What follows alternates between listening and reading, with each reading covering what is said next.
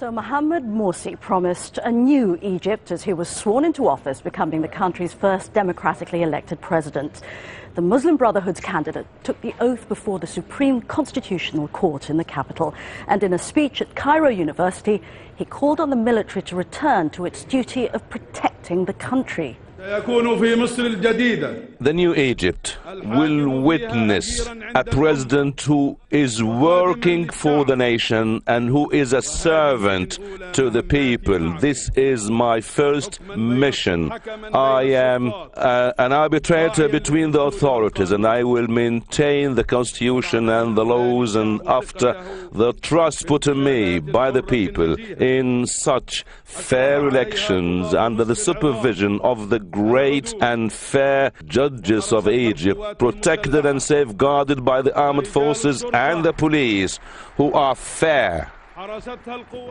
But it's not clear yet how much power the country's military will actually give him.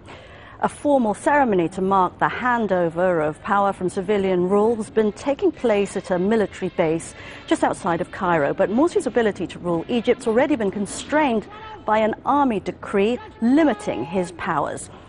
The military's assumed parliament's legislative role and can block laws proposed by the government, by the president. But the president retains some rights of veto.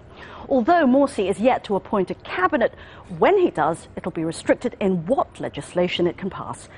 Perhaps crucially, he'll have no control over the military. SCAF, not the president, will determine its role and budget.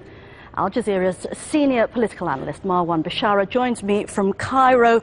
Marwan, first of all, let's take a moment to place this significant event within Egyptian history as well as the revolution which we saw last year. What do we have here?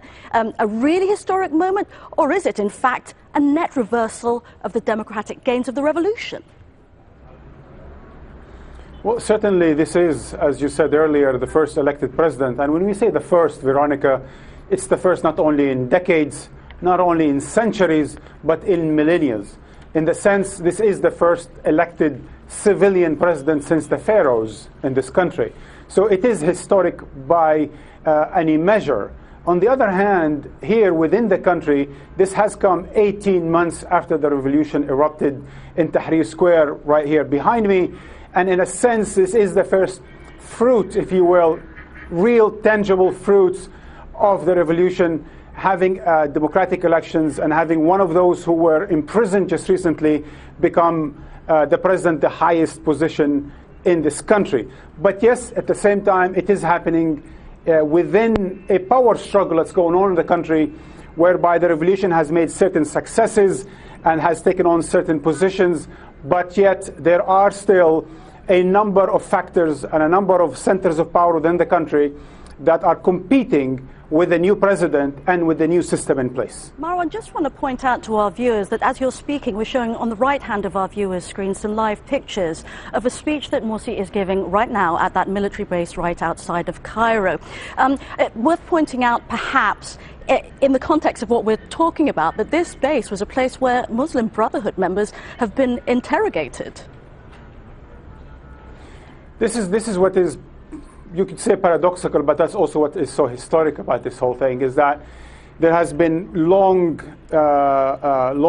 fears from the regime in this country over the last 6 or 7 or 8 decades from the Muslim Brotherhood, and there has been fear, of course, from the Islamists in this country, from the military who were put them in prison and so on and so forth over the last decades. So in a sense, where we're moving now is everyone is moving to the center and trying to find a reconciliation process whereby a certain division of labor has just taken place, whereby the military maintains certain influence, maintains certain veto power on questions of security, but where also the new Islamist president is taking on claiming to represent the revolution and basically bringing in a whole new civilian political dimension to the ruling systems in the country. But that is going to be extremely difficult, isn't it, Marwan Bishara? I mean, political scientists talk about something called a deep state in Turkey and in Egypt, the kind of military's deep vested interest in the society, in the economy. We're talking about thousands and thousands of active and retired military in every aspect of society. That's right, Veronica. Today, and just to put it in short, the elites or the power centers in this country could be divided into two.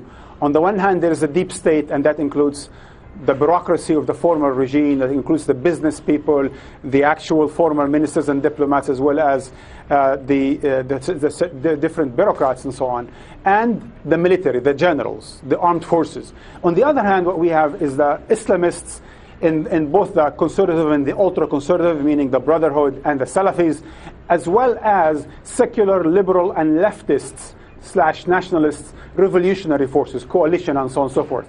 This is how it's divided today. Morsi, the new president, has the support of the civilian, the leftist and the liberal, as well as the Islamist branch of the new wave of revolutionary forces in the country.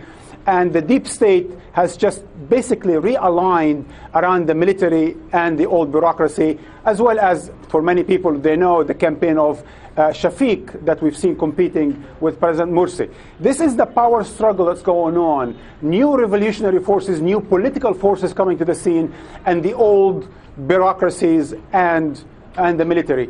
This is the power struggle. We're in the midst of it. This is, in so many ways, evolving. We've just seen the revolutionaries gaining some battles and the military gaining other battles, sometimes using the old bureaucracies in the state. How will this go? We're not sure for now. We definitely know that the revolutionary forces and the political forces are on the ascendance, and that the military is on the defensive. The old bureaucracy, some of its symbols are in jails, and they've just lost the elections. The most fundamental aspect of it, Veronica, is this is going on politically and peacefully, meaning the revolution has just gone into some kind of a negotiated evolution of the revolution, where the power struggles in this country are working against one another as Egypt moves forward. Thank you very much indeed, as always, Marwan Bishara, live to us from Cairo.